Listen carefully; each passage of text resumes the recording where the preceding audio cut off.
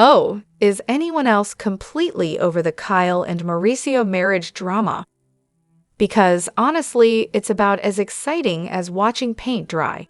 Here's the gist. They fell out of love. Shock of the century. She was the supermom, and still is. He worked hard to provide, and did it well. But then he, maybe cheated? Oh, and she had some emotional affairs too. Classic. They drifted apart, fell out of love, and now they're left with the delightful task of untangling their businesses, property, and probably the last shred of their dignity. Isn't it just so straightforward? The only part remotely entertaining is watching Kathy get a little catty because of their past.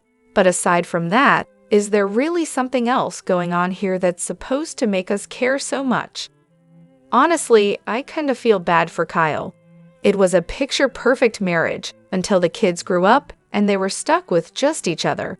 But she's a total catch. She'll find new love in no time.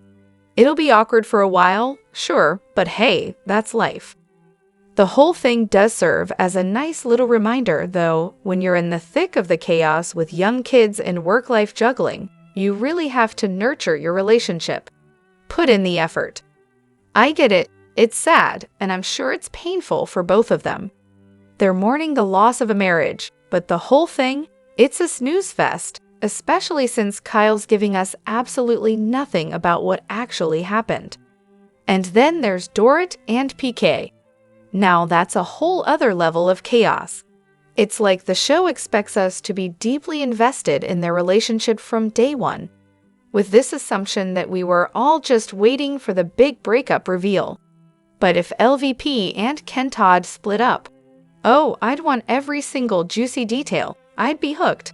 But with Kyle and Mauricio, we've been hearing rumors about Mauricio's cheating since season 1, and let's be honest, Kyle's been pretty hard to like, constantly snapping at people. So yeah, I'm just not that invested. The breakup is, of course, sad and difficult for Kyle, but I don't think anyone's as emotionally attached to their relationship as Bravo and Kyle seem to think. Dragging this whole thing out over 2 seasons? Yeah, no thanks. RHOBH used to be a fascinating peek behind the gates of the ultra-wealthy, where women actually had real relationships and shared glimpses of their genuine lives. Now, it's a sad parody of itself, only not in a fun, self-aware way like RHOSLC, where the women fully embrace the absurdity and lean into it. I used to be obsessed with RHOBH. It was my favorite franchise, and I still watch every week, but let's be honest, I miss the old days. Adrienne, Lisa Vanderpump, and the OGs. Those women were a different breed of housewife. They'd do their own makeup, wear fancy but everyday clothes, and actually let us into their real lives. Now, we're stuck with caricatures who can't even go to the grocery store without looking like they just stepped out of a Vogue photo shoot. Every scene feels like a runway show, with over-the-top glam and outfits straight from Fashion Week. Forget actual plot lines. Now we're treated to endless, pointless debates about word choice and semantics. It's like watching an entire season of people fighting over who said, "You're annoying," in the worst way possible. Nothing real happens anymore. And don't even get me started on their social media lives. Once filming wraps, they post pap shots of themselves looking completely different, totally normal. But for some reason, we're supposed to believe that their everyday life consists of couture outfits, glam squads, and perfectly curated Instagram posts. Sure, at this point, it'd be way more entertaining if they just fully embraced the campiness and stopped pretending like this is some kind of Beverly Hills dream life. Maybe I should just stick to reruns of the early seasons and stay in that blissful, delusional bubble. The producers have seriously lost the plot. This was supposed to be about the glamorous lives, marriages, and family dynamics of the ultra-wealthy. Now, it's just a bunch of single women who are barely upper middle class and squabbling over trivial nonsense. Half of them don't even live in Beverly Hills or Brentwood, for crying out loud. We tuned in for the lifestyle, the glamour, and the aspiration. Now, RHOBH has become a shell of its former self. I'm not usually on Team Sutton, but I totally get where she's coming from with her mom. I'm watching that episode now, and I'm only 5 minutes in, but I'm already crying. Sutton, for all her wealth and strength, is dealing with the same crushing, unrelenting pressure from her mom that a lot of us know all too well. And honestly, I'm feeling for her.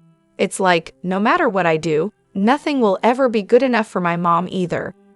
Case in point, she gave me a purse she knew I'd hate for Christmas, and then, to top it off, she took away a special experience she'd promised me because apparently I don't deserve it anymore. So yeah, I'm with Sutton. And here's the thing, I don't even like Sutton all that much, but watching her struggle with the same stuff I'm dealing with, it hits different. We've got this shared story. Both lost our dads to suicide. Both had moms who could never quite show the love and pride we needed. But here's the silver lining. Sutton's tough love moment with her mom, I actually found it healing. I used her words, those powerful ones about pride and love, with my own mom. It's wild to see how our parents are often products of a different generation, but somehow, watching Sutton's journey is helping me with mine. If only I had Sutton's bank account to go along with all the wisdom. Fight me. The best current wives? Tilly, Sutton, and Kathy. Why? Because they're fun. They're quirky, unpredictable, and totally out of touch with reality, which is exactly what I'm here for. I'm not interested in endless therapy sessions, hearing about war crimes, or watching public humiliation, whether it's by their spouses or each other. I definitely don't want to be dragged to medical appointments.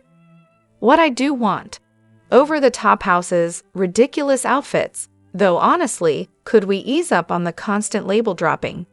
It's a bit much, and clueless antics that remind me more of George H.W. Bush fumbling to check out of a grocery store than some 7th grade clique throwing psychobabble around instead of buying jewelry that even Elizabeth Taylor would think is gaudy.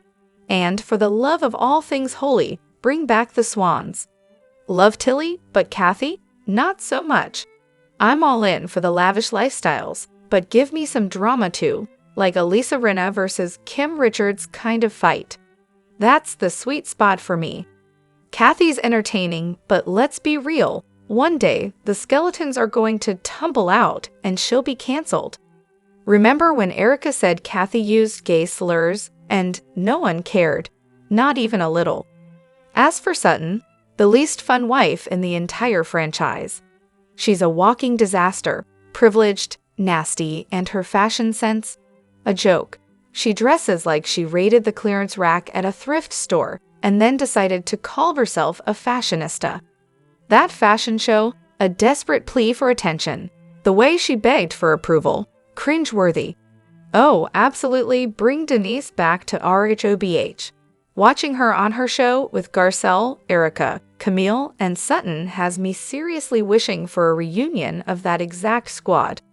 Forget Kyle and Dorrit. Just keep the ones I mentioned and toss an LVP for good measure, and voila, you've got an A+ cast.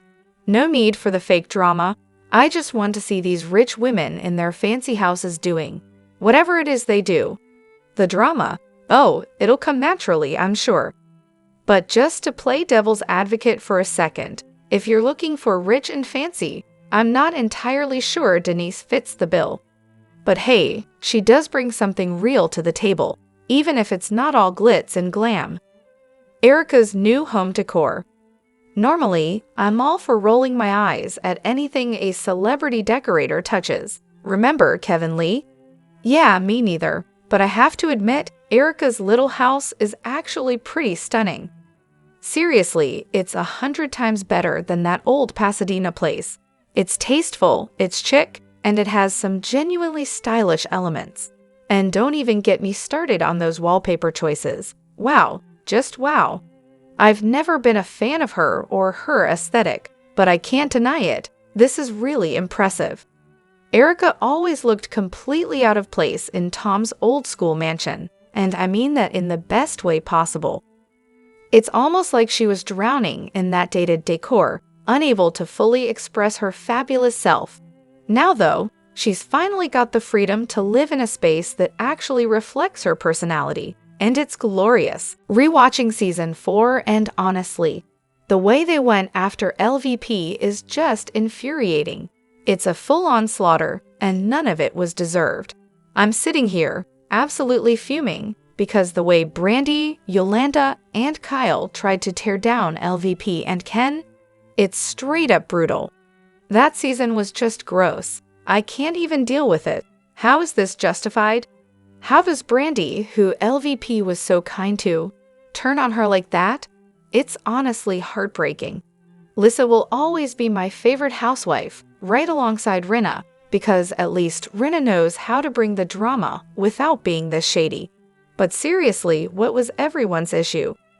Sure, LVP was doing her fair share of shady stuff behind the scenes. That's a given. But she always had Brandi's back. And Brandi? She flipped because she thought she could somehow claim the top spot on Beverly Hills. She genuinely thought Kyle, the human embodiment of a jello spine, would have her back. Spoiler alert, she didn't. It was a disaster waiting to happen. I have to say, I'm honestly impressed with Kyle. She didn't take the bait and go after Mauricio's girlfriend like Kathy was practically begging her to.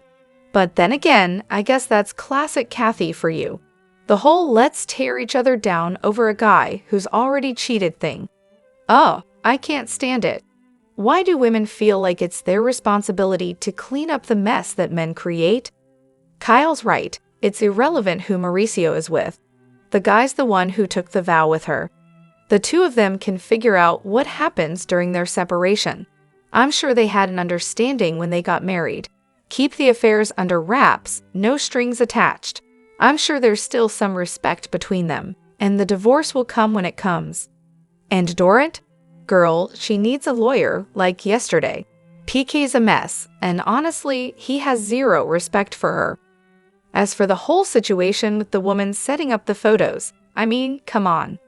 While she wasn't directly blaming the other woman, you could tell she was practically ready to throw herself into defending Mauricio.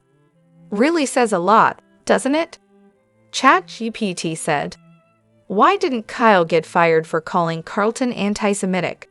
I'm still stunned that absolutely no one, production, her coworkers, her husband, or even the fans, called her out for that bombshell accusation on national television. Especially Andy, who's Jewish, and had all the energy to go after Ziggy, but didn't even flinch when Kyle threw that label at Carlton.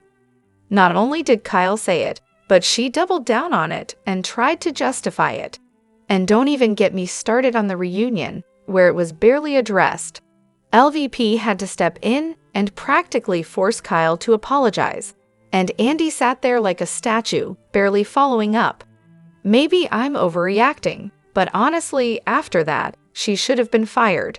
I mean, they didn't fire Brandi for her racist remarks, but they fired Joyce, so who even knows anymore?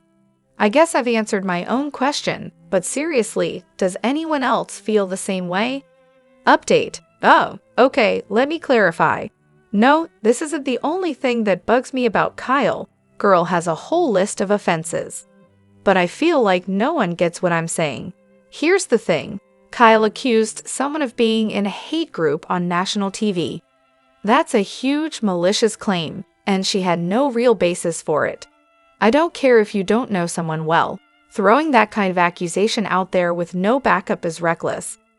I get that Carlton mentioned how something like that could hurt her business, and honestly, anyone hearing that without context or with a brainless Kyle stan mindset could easily believe it.